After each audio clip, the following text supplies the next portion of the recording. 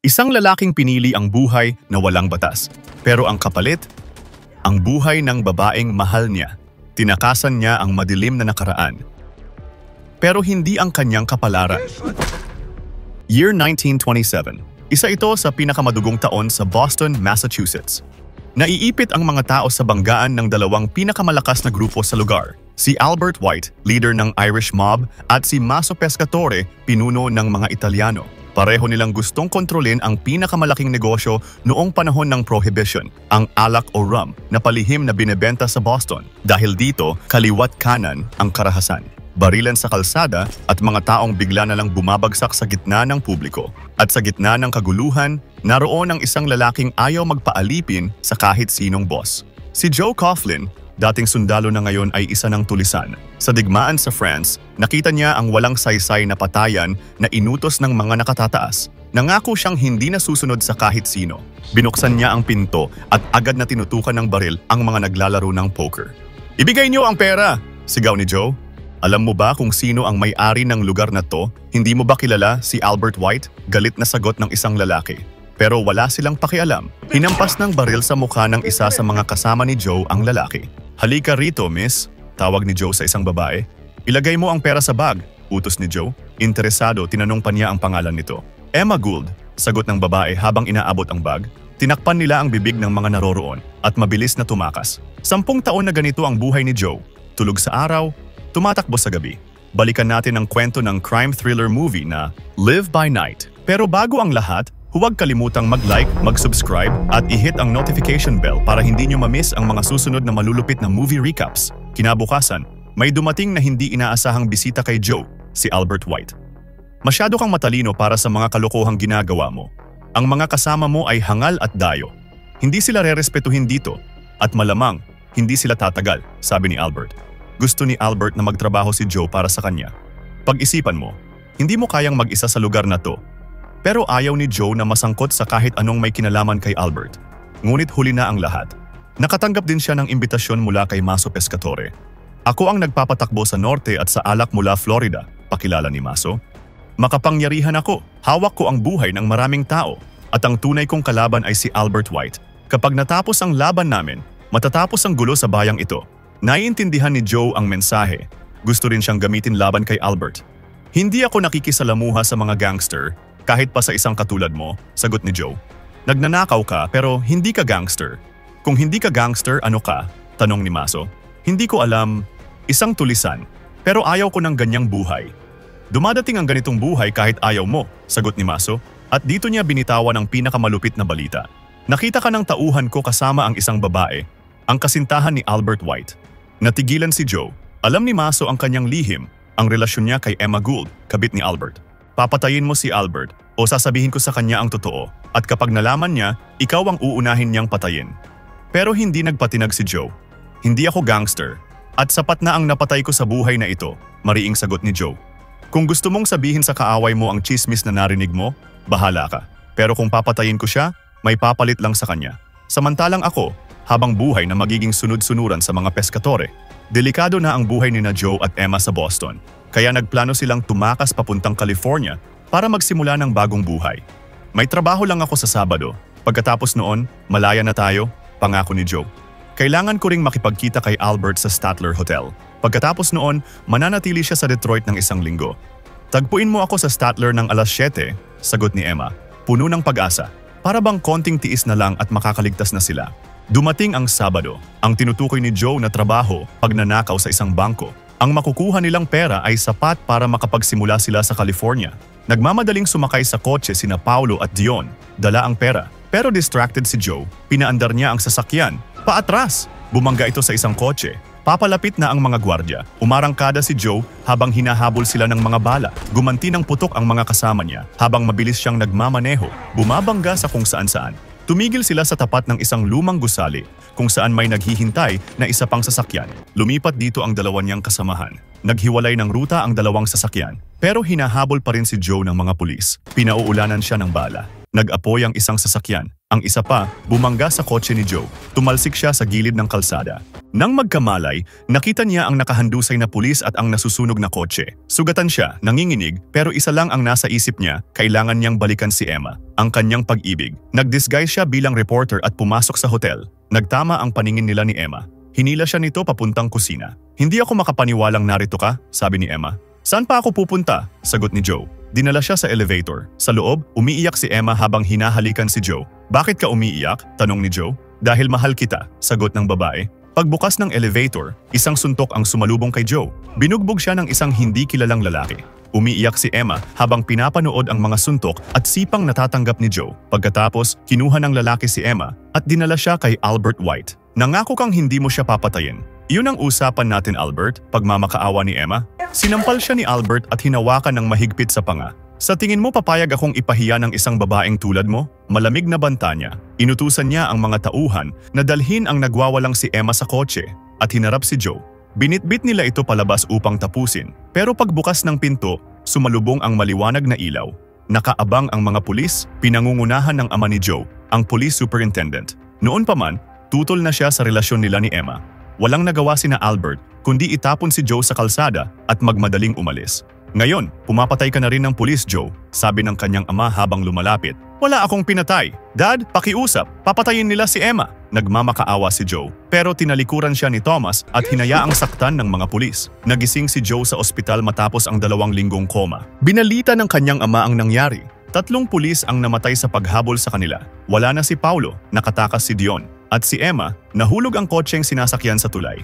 Tinraidor ka niya, babae siya ni Albert White, sabi ni Thomas. Pero baliw ako sa kanya, sagot ni Joe. Ang kabaliwan ay hindi pagmamahal. Huwag mong sayangin ang buhay mo sa isang babaeng patay na. Mahigit 3 taon na kulong si Joe. Paglabas niya, hindi lang kalayaan ang bumungad, pumanaw na rin ang ama niya. Wala na siyang pamilya, wala na siyang tahanan. Isang layunin na lang ang natira, pabagsakin si Albert White. At para magawa iyon, kailangan niya ang tulong ng isang taong dati niyang tinanggihan, si Maso Pescatore. Pagharap niya kay Maso, ngumiti ang Italyano ng mapanukso. Ngayon, naghahanap ka na ng trabaho sa akin? Akala ko ba ayaw mong maging gangster? Matatag ang sagot ni Joe. Wala nang natitira sa akin, ayoko maging gangster, pero magtatrabaho ako para sa isa, kung yun ang paraan para makalapit ako kay Albert White. Tumango si Maso, sabay nagbago ang tono. Napaalis na namin si Albert sa Boston, pero ginugulo niya ang RAM operation namin sa Florida. Gusto niyang kunin ang Tampa. Ako na ang bahala sa kanya, sagot ni Joe. Simula ngayon, ang tungkulin mo ay palaging para sa Pescatore, bago ang sarili mo, paninigurado ni Maso. Naiintindihan ko, kailangan ko lang ang isang tao, ang dati kong kasamahan, si Dion Bartolo. Pagbaba sa tren, sumalubong kay Joe ang mainit at maliwanag na bayan ng Ybor sa Tampa, Florida. Nagtama ang paningin nila ng isang magandang babae pero agad ding nabaling ang atensyon niya sa lalaking yumakap mula sa likuran, si Dion. Matagal silang hindi nagkita. Masayang nagkwentuhan ang magkaibigan. Ipinasyal ni Dion si Joe sa lugar at sinabi ang mga kailangan nitong malaman. Iba't ibang grupo ng mga dayuhan ang naninirahan sa Ybor at hindi sila magkakasundo. Galit ang mga Cuban at Espanyol sa isa't isa. Mababa ang tingin nila sa mga Puerto Ricans at lahat ay iniinsulto ang mga Dominican. Samantalang ang mga Amerikano, sila ang may matinding diskriminasyon. Mababa ang tingin sa kanilang lahat pero walang may pakialam. Pagdating nila sa daungan, pumasok sila sa isang warehouse. Pinakita ni Dion ang mga tunnel na konektado sa buong bayan. Narito ang ilegal na gawaan ng alak at sa kanila na ito ngayon. Pero nasaan ang mga tauhan at molasses? Tanong ni Joe. May problema sa distributor natin. Lumulubog daw ang mga barko nila. Dalhin mo ako sa kanya. Dinala ni Dion si Joe sa opisina ni Gary Smith. Ang mga Cubans ang may kasalanan. Ang pamilya Suarez, sabi ni Gary. Pero hindi kumbinsido si Joe. Tauhan ka ba ni Albert White? Diretsong tanong niya.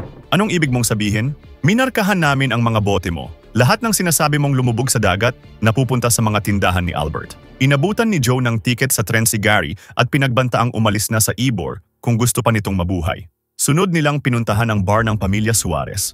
Sa likod nito, naghihintay si Esteban Suarez, isang Cuban businessman na mahilig kumuha ng larawan. Pinakita niya kay Joe ang mga kuha niya sa Miami. Biglang dumating ang kapatid ni Esteban, si Graciela, ang babae sa tren. "Nice to meet you," bati ni Joe. "Nagkita na tayo," sagot ni Graciela. Tahimik at elegante ang babae. Tila sinusuri ang katauhan ni Joe. Tinanong ni Esteban kung bakit umalis si Gary Smith. Makakatulong sa kanya ang makakita ng ibang tanawin, tipid na sagot ni Joe. "Kaya ka ba nandito sa Ybor? Para lang makakita ng ibang tanawin?" Balik ni Graciela. "Narito ako upang gumawa at magbenta ng RAM, pero pinahihirapan kami ng magulo yung import schedule." Hindi namin kontrolado ang alon ng dagat. Alam kong hindi alon ang problema. Kung direkta kayong makikipagtransaksyon sa akin, bibigyan ko kayo ng access sa mga pulis at mga judge na kontrolado namin. Alam kong hindi kayo kinakausap ng mga iyon dahil kayo ay mga Cuban, alok ni Joe. At ano ang kapalit? Sa'yo lamang kami magbebenta ng molasses? Tanong ni Esteban. Maaari kayong magbenta kahit kanino, maliban kay Albert White. Nagkaroon sila ng kasunduan. Sa paglipas ng mga araw, lalong nagkalapit sina Joe at Graciela. Sa isang party, nagtagpo sila sa balkonahe. Tahimik na nakatanaw si Graciela sa lawa nang lapitan siya ni Joe. Nag-usap sila tungkol sa kanyang negosyo at layunin. Magkaiba sila ng pananaw. Para kay Joe, ang tagumpay ay kapangyarihan. Para kay Graciela, may mas malalim na dahilan. Bago sila maghiwalay, sinabi ni Graciela na hindi siya sigurado kung kaya ni Joe panatilihin ang kapangyarihan bilang hari sa market ng RAM. Hindi dahil mahina siya, kundi dahil hindi siya ganoon kalupit. At kung mali siya, malulungkot siya. Maya-maya, nasa gitna na sila ng masayang sayawan. Nakatayo lang si Joe, nakangiti, aliw na aliw, pinapanood si Graciela habang sumasayaw. Para bang unti-unti nitong binubura ang bigat na dala niya mula Boston. Hindi niya namalayan ang pagsilay ng ngiti sa kanyang labi. Lumapit ang babae. Hindi tayo magiging magkasintahan kahit kailan, pabirong wika ni Graciela. At bakit naman? Napapangiting tanong ni Joe. Bumukas ang pinto sa isang silid. Mapusyaw ang ilaw. Ito na ang simula ng kanilang relasyon. Lumipas ang mga araw. Inayos ni Joe ang operasyon ng RAM sa Ybor. Sa tulong ni Dion, umusbong ang negosyo kahit sa gitna ng pagbagsak ng ekonomiya. Si Esteban ang nangasiwa sa mga Cuban workers na gumagawa ng alak sa mga tunnel. Naitaboy din nila ang grupo ni Albert White sa Miami. Unti-unting nabubuo ang bagong buhay ni Joe, kasama si Graciela. Pero kasabay ng pag-angat, may humaharang. Isang gabi, habang masaya ang lahat sa isang party, napatingin si Joe sa front door. May kakaibang liwanag sa labas. Lumabas siya at doon niya nakita ang isang malaking krus na nagliliyab. Sa likod nito, may tatlong lalaking nakasakay sa kabayo. Nakaputi mula ulo hanggang paa, parang mga multo sa dilim. Ku Klux Klan o KKK. Mga puting supremacist na galit sa kahit sinong hindi nila lahi. Mga Cuban, Black, Irish, Catholic, kahit sino. Isang malinaw at nakakatakot na babala para kay Joe. Maya-maya, isang miyembro ng KKK ang pumasok sa isang liquor store. Tinutukan niya ng baril ang mga tao, kinuha ang pera, at bago umalis ay nag-iwan ng mensaheng puno ng puot. Muling lumitaw ang panganib, at ngayong sila mismo ang lumapit kay Joe. Isa na namang matinding pagsubok ang haharapin niya. Pero ngayong mas mabagsik na ang kalaban, malalampasan pa kaya ito ni Joe? O ito na ang simula ng kanyang pagbagsak?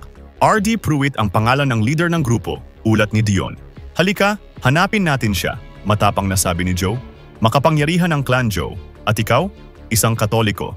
Nakikipagnegosyo sa mga Cuban at may kasintahang Cuban pa. Hindi ka nila magugustuhan. Huminga siya ng malalim bago itinuloy. At may isa pang problema. Ano yon? Si R.D. Pruitt ay brother-in-law ni Chief Figgis, ang sheriff ng Tampa. Noong bagong dating si Joe sa Florida, nagkaroon sila ng kasunduan ni Chief Figgis. Kung mananatili ang ilegal na negosyo ni Joe sa isang area lang, hindi sila magkakagulo.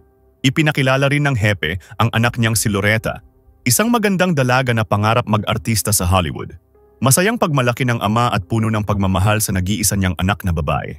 Ngayon, kailangan ni Joe ng proteksyon. Kinailangan niyang lumapit muli sa hepe. Nagkita sila sa isang restaurant. Tinawag ni Figgis si R.D. para kausapin si Joe ng harapan. Si R.D., mapagmataas, bastos, walang galang, paulit-ulit na ininsulto si Joe. Pero nanatiling kalmado si Joe. Para makaiwas sa gulo, nag-alok siya ng negosyo. 10% ng mga negosyong Parisian, sabi ni Joe. Ngumisi si R.D., halatang sakim. 60% ang gusto ko. Napatingin sila kay R.D., hindi makapaniwala. Pinilit ni Joe ang sarili na maging magalang. 15%. Para sa isang trabahong wala ka namang gagawin. At sa wakas, nagkasundo sila. Pagkaalis ni R.D., umiling si Chief Figgis. Mahina ang ulo ng lalaking yon, sabi niya. Hindi alam ni Joe na ang kasunduang ito ay magbubukas ng mas malalim at mas delikadong apoy. Ayaw na ni Joe ng gulo. Ayaw niya ng patayan at paghihiganti dahil mayroon siyang mas malaking plano, ang magtayo ng malaking hotel at casino sa Ritz. Natuwa si Maso nang marinig ito. Halos araw-araw siyang humihingi ng update at kalaunan, pinadala niya ang anak niya para mag-inspection, si Digger Pescatore. Hindi nila gusto ang anak ni Maso, pero sinubukan pa rin ni Joe na kunin ang loob nito. Mukhang wala nang hadlang sa pangarap ni Joe. Umuunlad ang negosyo. Tumataas ang pader ng kasino. Gabi-gabi siyang umuuwi kay Graciela. Masaya, payapa, parang nakalimutan na niya ang madilim na buhay sa Boston. Pero sa bawat kapayapaan, may papalapit na bagyo. Si R.D. Pruitt. Muling naghasik ng lagim si R.D. Nagbato ng dinamita sa isang restaurant, namaril sa isa pang bar, at mas lalo pang humingi ng malaki, taasan daw ang porsyento niya. Hindi siya mahuli ng mga tauhan ni Joe dahil protektado siya ng Ku Klux Klan. Kaya gumawa si Joe ng pinakamabigat na desisyon sa buhay niya. Bumisita siya ulit sa bahay ni Chief Figgis. "Kailangan ko si RD, Chief." Umiling ang hepe, halatang nagpipigil. "Hindi ko pwedeng ibigay sa iyo ang kapatid ng asawa ko." Walang nagawa si Joe kundi ilabas ang mga larawan. Nanginig ang hepe nang makita ang mga ito. Hindi niya halos matingnan. Mga sensitibong litrato iyon ng anak niyang si Loretta, na nalulung sa bisyo sa Vegas matapos mabigo sa Hollywood. Nagsimulang umiyak ang hepe. Ramdam ni Joe ang pighati ng ama. Hindi na niya kayang ipakita pa ang ibang larawan. "Nasaan siya?" Umiiyak na tanong ng hepe. "Dinala namin sa isang doktor. Maayos na siya ngayon." "Anong klaseng doktor?" "Gumagamot ng heroin. Hindi ko sasabihin kung nasaan siya hanggat hindi mo binibigay ang gusto ko." Gumuho ang mundo ng hepe. Tumayo siya at pumasok sa bahay. Maririnig na tinawagan nito si RD Pruitt upang makipagkita kay Joe sa ginagawang kasino. Sa kasino, inabutan niya si RD, may kasamang dalawang lalaki. Nakahanda ang mga baril. "Magkano ang ibinabayad niya sa'yo?" tanong ni Joe. "Nino?" "Ni Albert White. Binabayaran kanya para guluhin ang negosyo ko," hula ni Joe. Nagulat si RD at doon siya napilitang umamin. Pagkatapos pinakawalan niya ang sunod-sunod na pang-iinsulto. "Kukunin ko lahat ng negosyo mo at gigilitan ko sa leeg yang negra mong kasintahan." Tumigas ang panga ni Joe, tumalim ang titig, at bago pa makaimik ulit si RD, mula sa mga sulok ng dilim, nagsilabasan ang armadong mga tauhan ni Joe kasama si Dion. Pinagbabaril nila ang mga kasamahan ni RD. Nang tumigil ang putukan, patay ang dalawang lalaki, pero isang bala ang tumama kay Joe. Dinala siya sa ospital. Lalong uminit ang gulo laban sa KKK. Pinagtangkaan nilang sugurin si Joe sa ospital, pero alam na nila ang gagawin. Inunahan na ito ni Dion. Dumanak ang dugo at nagwakas ang kapangyarihan ng KKK sa Tampa. Sa kanilang tahanan, nagpapahinga si Joe sa kama. Hinawakan ni Graciela ang kanyang kamay. Hindi na dapat ito mauulit. Nagyakap sila ng mahigpit. Ramdam ang buong pagmamahal ni Graciela. Pero hindi mapalagay ang puso ni Joe. Pinagsisisihan niya ang pagbunyag ng sikreto ni Loretta Figgis, ang anak ng sheriff. At ito ang pinakamalaki niyang pagkakamali na siya ring sisira sa kanya. Matapos makauwi sa Tampa, ikinulong si Loretta sa bahay at paulit-ulit na pinarusahan ng ama. Nang muli siyang lumabas sa publiko, tila ibang tao na siya. Nakaputi ng buo at ipinahayag na kasal na daw siya kay Hesukristo. Tumayo siya sa entablado na parang isang propeta. Hawak ang mikropono, nagsimulang mangaral tungkol sa kasalanan, kinokontra niya ang alak at mga taong sumisira sa Florida. Naging matunog ang kanyang mga pangaral. At mabilis, sinamba siya ng libu-libong tao. Dahil dito, nalagay sa panganib ang kasino ni Joe. Habang dumarami ang tagasunod ni Loretta, pahirap ng pahirap para kay Joe na humanap ng investors. "Gawin mo ang kailangan mong gawin. Hindi pwedeng masira ang casino deal dahil sa babaeng yan," utos ni Maso sa telepono. Tahimik lang na sumagot si Joe. Narinig iyon ni Graciela. Nababalot ng kaba, tila hindi nagugustuhan ang nangyayari. Ipinaliwanag ni Graciela na kapag sinunod niya ang utos ni Maso, baka tuluyan na siyang mawala sa kanyang tunay na pagkatao. "Nang dumating ako rito, tanging paghihiganti at pera lang ang nasa isip ko. Ngunit ngayon, bawat ginagawa ko at bawat hakbang ko ay tungkol na sa ating dalawa. Para protektahan ang kinabukasan natin. Kailangan mo itong maintindihan," paliwanag ni Joe. Nang sumunod na araw, sinubukan nitong kausapin si Loretta.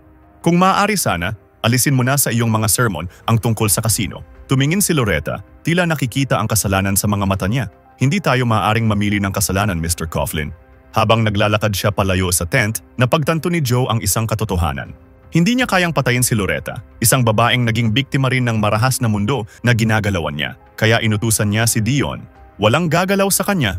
Umatras ang lahat ng investors ng kasino. Hindi na natuloy ang pinapangarap na proyekto. At mas masakit pa, nangyari ito sakto nang matapos ang prohibition, ang panahon kung kailan sana ay legal na ang alak at mas malaya ang negosyo. Hindi magawang sagutin ni Joe ang mga tawag ni Maso. Hindi niya alam kung paano haharapin ang galit nito. At makalipas ang ilang araw, nagpakamatay si Loretta. Sinisisi ni Joe ang kanyang sarili. "Hindi mo kasalanan, hindi natin kontrolado ang ginagawa ng ibang tao. Tingnan mo ang mga ito," wika ni Esteban, isang araw na bumisita siya sa opisina. Ngunit habang tinitingnan nila ang mga larawan, may nakaagaw ng pansin ni Joe. Isang babaeng waitress, tila minumulto siya. "Kailan mo kinuhanan ang larawang ito?" tanong niya. Hindi niya maalis ang tingin sa isang babae sa larawan, si Emma Gould. "Noong nakaraang buwan, sigurado ka ba?" "Oo, bakit?" "Dahil namatay na ang babaeng iyan noong year 1927. Hindi makapaniwala si Joe. Hindi niya alam ang gagawin. Ngunit bago harapin ang multo ng nakaraan, kailangan muna niyang protektahan ang kasalukuyang buhay.